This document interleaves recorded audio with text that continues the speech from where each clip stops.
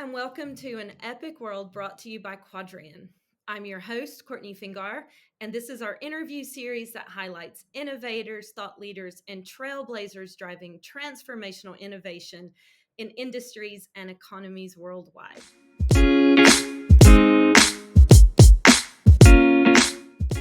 Quadrian is focused on inspiring epic growth by leveraging the combined forces of venture investment, foreign direct investment, and special economic zones. Today, we're going to talk about an issue that cuts across all three, and that is resilience. I'm absolutely delighted to welcome Dr. Kelly Culver, co-founder of Resilience Nexus and a great expert in this topic. Welcome, Kelly. Oh, thank you so much, Courtney. I'm thrilled to be on your podcast.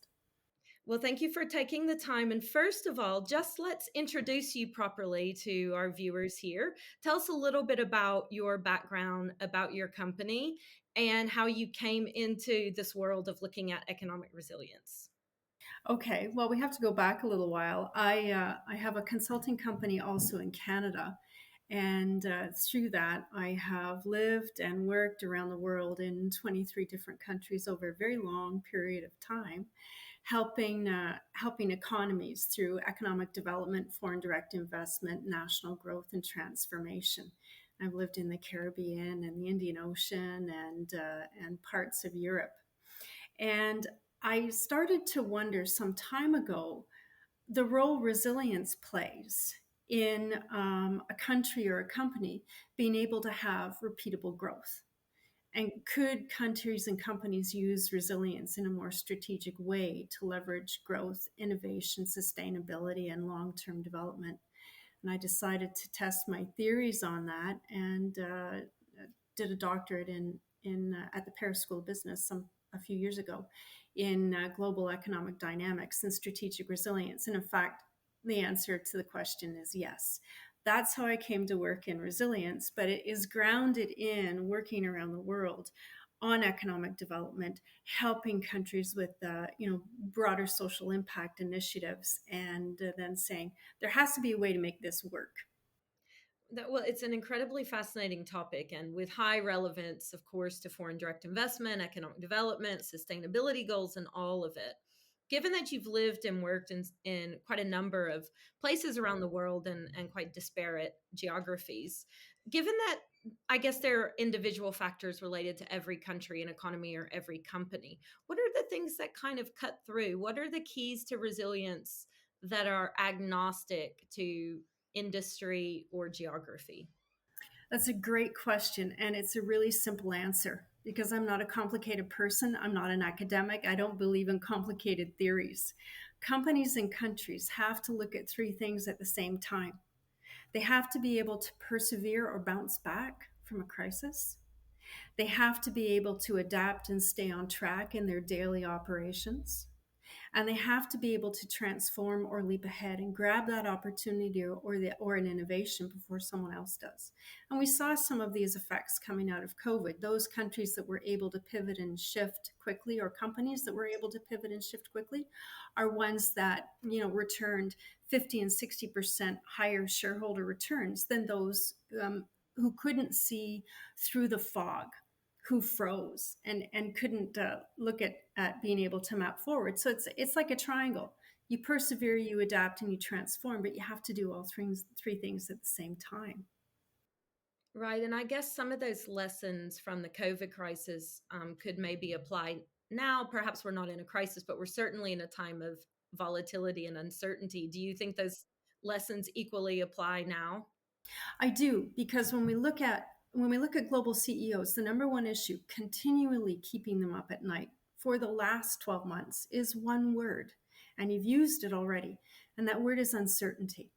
When we have survey after survey after survey, global CEOs are saying it isn't trade, it isn't Trump, it isn't tariffs, it isn't interest rates. It's uncertainty because I can't predict the future. Therefore, I can't develop the solution. And I don't know what to do. And so when you're looking from a resilience perspective, it is all right. You're going to have some way of persevering through this fog. You're going to have to be able to come in on Monday morning and pay your people.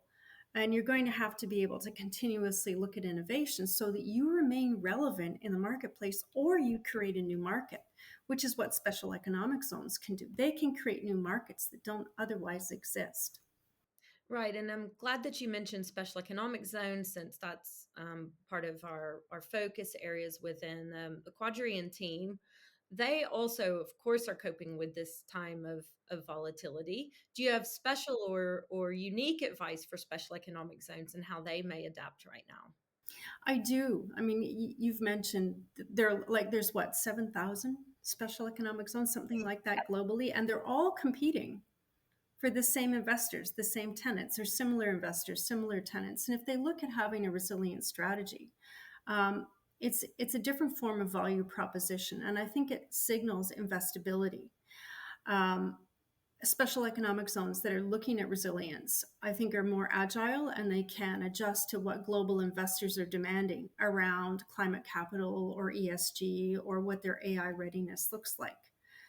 Um, I think, and I'm biased when I say this because I've studied it. I live and breathe resilience now. That resilience really is, it positions them as having a strategic asset. They're not just looking at risk, they're turning uncertainty into differentiation. And this is the key thing. Before I die, I want people to look at resilience not just as risk or disaster risk recovery. Resilience is about opportunity, and resilience is about innovation. And we forget that. So you really can innovate your way out of a crisis, as the saying goes. Absolutely. There's this lovely strap line. It's resilience plus innovation equals sustainability.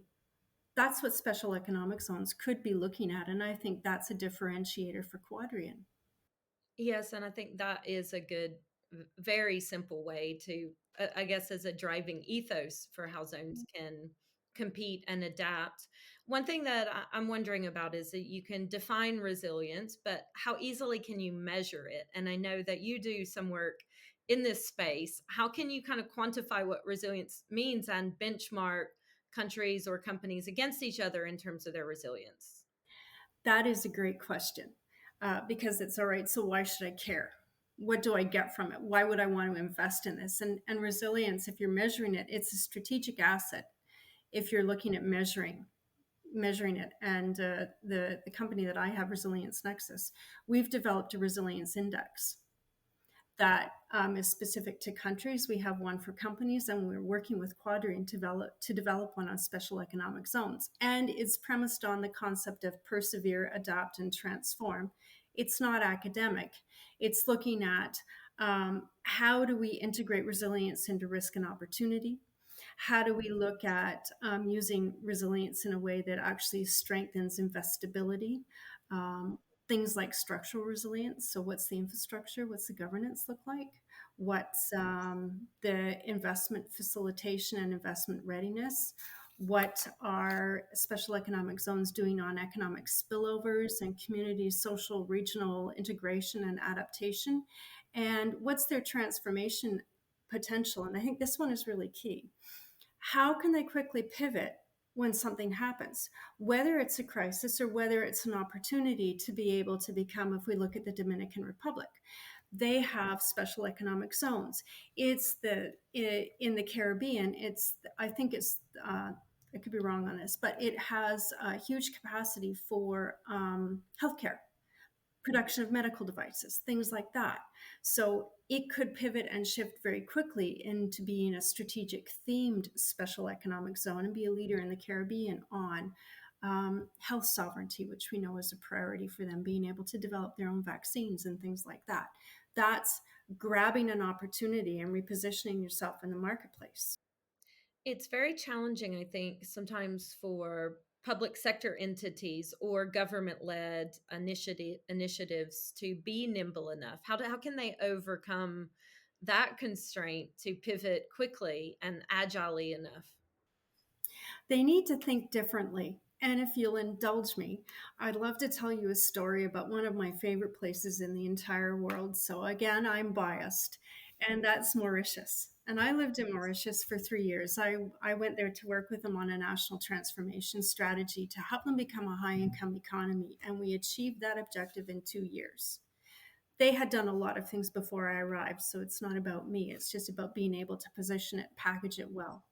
And here's the story I love to tell. Here's an island in the Indian Ocean, 1.2 million people, 10th most densely populated place in the world, no natural resources.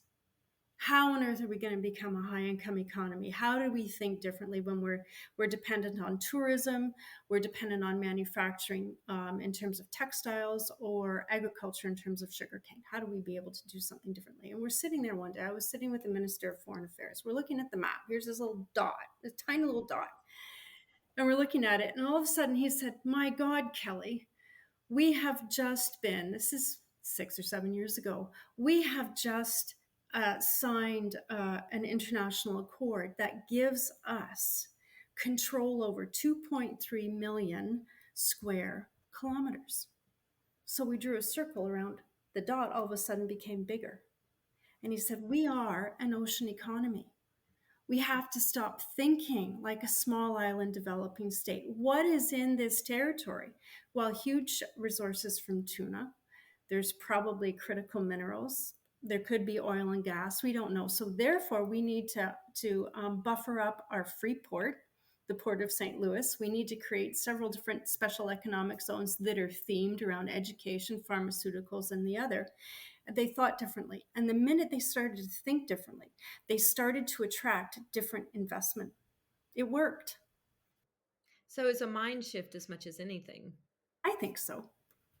Well, and it is a really good example for other island economies who all have that challenge, I suppose, of being too small, and therefore the opportunities seem too small. But it's all a matter of that perspective. Are there other any other examples you might like to point to in other parts of the world where you've been active? I think that's probably the best one, because when we look at special economic zones in countries that are developing countries, um, they need to kind of look at what's the thing that makes us shine the most, and what's unique about us that's different than others. So when you look at islands, for example, their challenges, they're not, they're waterlocked, they're not landlocked, so they can't just drive across the border to fix an issue. So I think that that's probably the most powerful one, because a lot of developing economies want to become Singapore tomorrow, and there's only one Singapore and there's only one way. So it's really shifting how you look and think about something. And also making, in the Caribbean, if we come back to the Caribbean, I think it's about making strategic partnerships, and understanding that, it's, the world is bigger than me, the world is more like us. So how do we connect some of those? That gets into policy and sovereignty issues. But I think if you could look at from a regional perspective, there's some interesting work happening in the Caribbean. Quite a lot. And one of the issues I know that island states, in particular in the Caribbean, struggle with is actually how to collaborate and how to join up to almost package opportunities together so they're bigger. Do you see any progress there, or how do you see the Caribbean in terms of working towards that goal of a little bit more collective activity and economic development? I see a real shift. I started working in international development in the Caribbean a long time ago. I won't tell you how long ago. And at that time, each was an island unto itself. There was no concept of sharing. There was a lot of competition. And I've noticed over the last 20 years now that, especially with the advent of institutions like CARICOM, um, the Caribbean is working more collaboratively across jurisdictions. I think in some ways they've been forced to do that. And that may be a poor choice of word on my part, so I'll own that. But there have been a lot of integration initiatives around policy development, around leadership development, around building communities of practice. In the public sector, we're great at building communities of practice. And once you do that and you open up your mind to listening to how someone else perceives your perception on how they perceive the world, there's better integration. So in 20 years, I've seen a substantive shift, and I'm really hoping now, from an economic development point of view, they'll go that extra mile. Yes, and for what it's worth, I think it's fair to say the hands were forced a little bit by first the impact of the global financial crisis, then COVID, which really I think did lead to a rethink in many places, Caribbean included. Kelly, we are out of time now, which is hard to believe because it's such a genuinely interesting topic, and you have so much insight that we could go on and on. So that means we'll have to have you come back. Oh, yay. And we will especially have to have you come back when the index is ready, because that's going to be incredibly interesting to see what you uncover. And I know there'll be massive interest in the special economic zone community in your findings. So I hope you will come back and tell us a little more about it. I would be delighted to do that. Thank you for the invitation. And thank you for tuning in to this latest episode. Join us next time to see where we take you on our global world tour of innovators and indeed resilience.